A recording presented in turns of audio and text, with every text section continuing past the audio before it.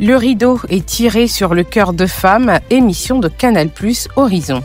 Œuvrant pour l'insertion des jeunes par l'activité économique, la plateforme de services de Côte d'Ivoire veut renforcer le partenariat avec les collectivités territoriales. La police des stupéfiants et des drogues a mené une campagne de sensibilisation à Gagnoa pour mettre en garde les élèves contre la consommation de drogue. Voilà pour le sommaire de cette édition. Bienvenue à tous et à toutes.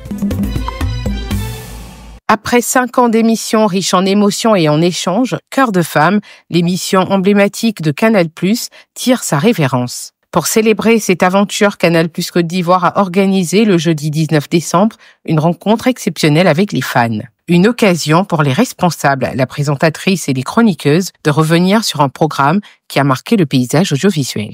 Ça a été une très grande fierté en fait d'avoir pu proposer cette émission qui a été pionnière dans le genre en donnant la parole aux femmes, mais pas que, sur des sujets de société, sur des défis quotidiens. Donc on est vraiment très fiers. Après, ça fait partie de la vie des médias, de la télévision, de laisser la place à d'autres projets.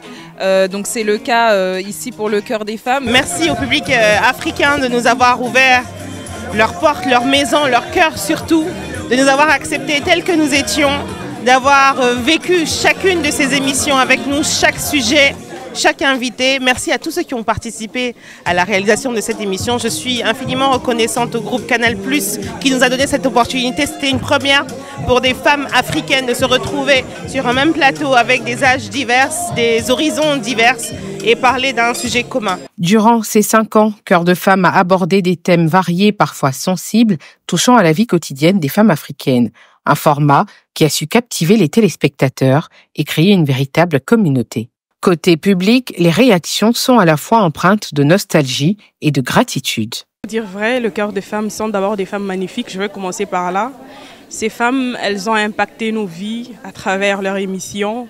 Chaque jour, c'était de nouveaux sujets. Et ces sujets, ça touchait au moins quelqu'un dans le monde. Et tantôt, je venais de le dire, qu'elles jouaient pratiquement le rôle de médecins, des pasteurs à la fois, des psychiatres, des psychologues à la fois. Si Cœur de femme quitte les écrans, l'esprit de l'émission reste gravé dans le cœur de ses téléspectateurs. Une page se tourne pour Canal+, mais une nouvelle histoire est à écrire.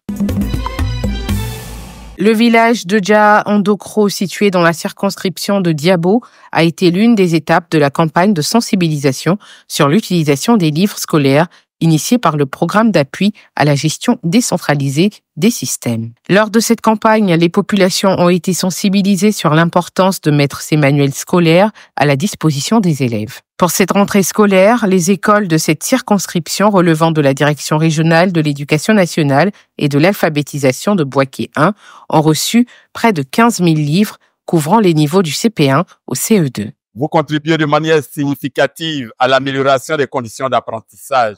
Au nom de Madame le directeur régional, je tiens à traduire notre profonde gratitude et notre infinie reconnaissance. Plusieurs parents d'élèves venus des villages environnants ont participé à cette cérémonie de remise de manuels scolaires. Certains d'entre eux ont exprimé leur gratitude envers le PAGDS pour cette action salutaire. Très bonne impression. D'abord, on voulait remercier le président de la République, les ministres techniques, c'est-à-dire le ministre des Finances et le ministre de l'Éducation nationale, la coordinatrice et tous les membres de son bureau qui ne cessent d'améliorer les conditions de travail des enfants et des élèves. Nous sommes très heureux de bénéficier de ce soutien en matériel d'apprentissage pour tous nos enfants et nous remercions également le corps enseignant qui vient pour nous aider à pouvoir les utiliser de manière efficiente. Cette étape de remise de manuels scolaires à Dja Ndokro dans le canton Glo s'est clôturée dans une ambiance de joie et de satisfaction.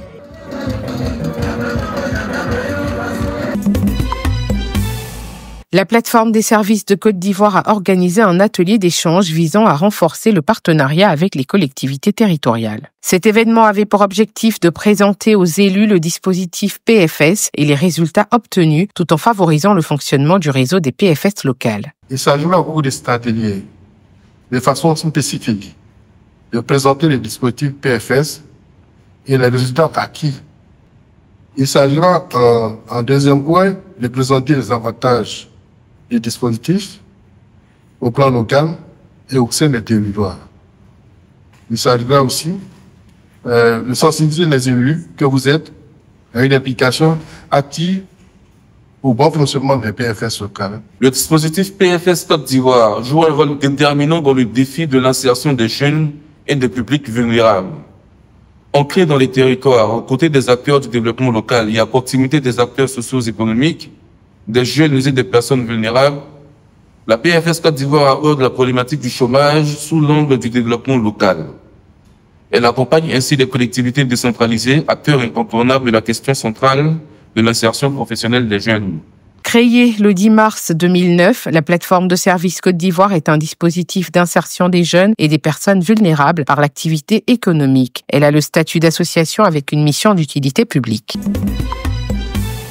Des éléments de la direction de la police des stupéfiants et des drogues ont mené une campagne de sensibilisation au collège CCRD de Gagnoa. Objectif, mettre en garde les élèves contre la consommation de drogue, notamment le Kadhafi. Le chef de l'antenne DPSD de Gagnoa, le commissaire Ndoua Lacombe, a averti les élèves des dangers mortels de cette drogue.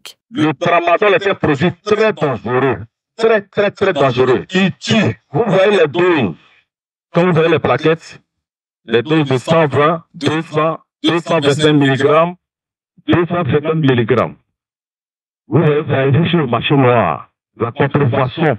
Et c'est ce phénomène qui tue les enfants. Cette campagne de sensibilisation a été très saluée par les responsables éducatifs du dit collège. Elle a été organisée après celle d'Oumé et de Diego Nifla. Elle est supervisée par le commissaire divisionnaire Bois-Kouassi Jean, préfet de police du Godjibois.